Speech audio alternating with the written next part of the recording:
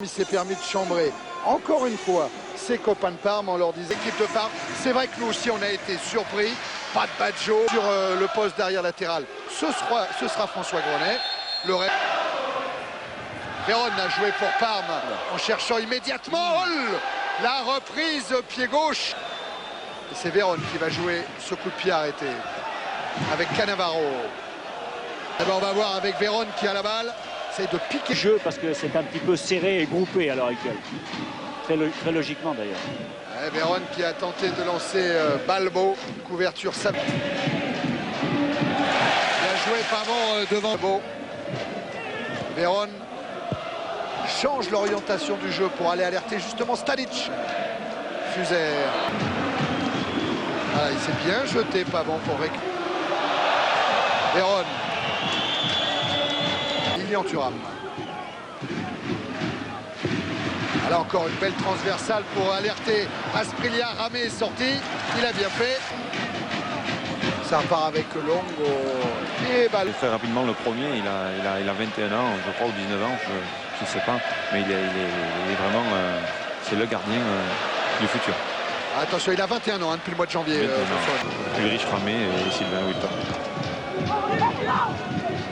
Paul Jaude, Vérone. Et il est hors jeu, Vérone. Clairefontaine cet été peut-être. C'est un technicien. Vérone. Il s'est bien jeté hein, sur l'attaque de Michel Pavon. Vous voyez un beau ballon de contre pour Vérone, même s'ils ne sont que deux les Parmesans. Alors Vérone élimine Diabaté. Cherche Balbo. Ouh, le tacle d'Alicarte. Ce sera juste un coup franc.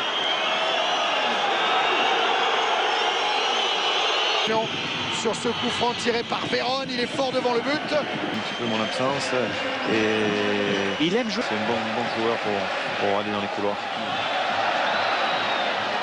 Dans des occasions comme ça, dans des ballons il a fait assez de longs. sortie là, exceptionnelle. Tout à fait, tout à fait. Il est très présent hors de ses buts. Vérone.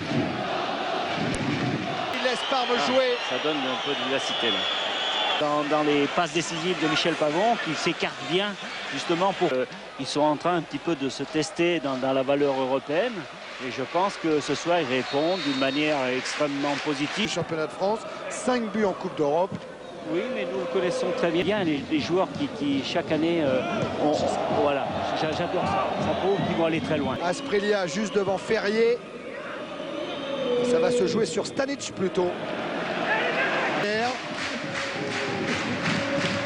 convaincu que son joueur pourrait s'aligner ce soir. Vous avez vu le résultat.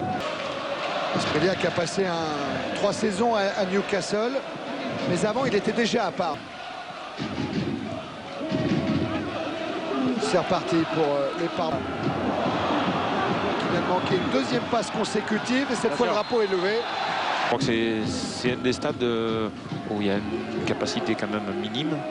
Bon, les supporters sont ce qu'ils sont. Et là, du coup, quand même, il faut que Mikou glisse un petit peu. Vérone centre devant le but pour mettre en difficulté à Diabaté. Benarbia, un contre favorable sur Vérone. Intervention de Cannavaro. Le contre de Parme emmené par Vérone. Ah, il a voulu prolonger ce but. Il avait tellement envie de jouer. Il est privé de championnat en ce moment. Et c'était presque sûr que ce match-là, il n'allait pas le manquer. Vérone dans la profondeur. Fugière.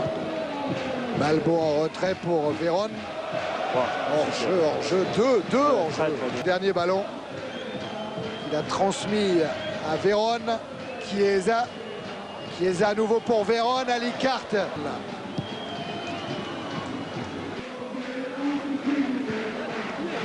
Est-ce que c'est Romain Ferrier qui va faire les frais ou François Grenet? Stanic, lui, pendant ce temps-là, joue. Oh, c'est magnifique!